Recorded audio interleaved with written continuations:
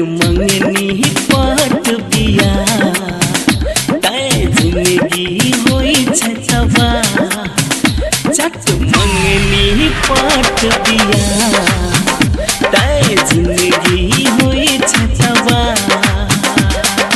सोच विचार का आगा बढ़ो सोच विचार का आगा बढ़ो नहीं तो भजत समय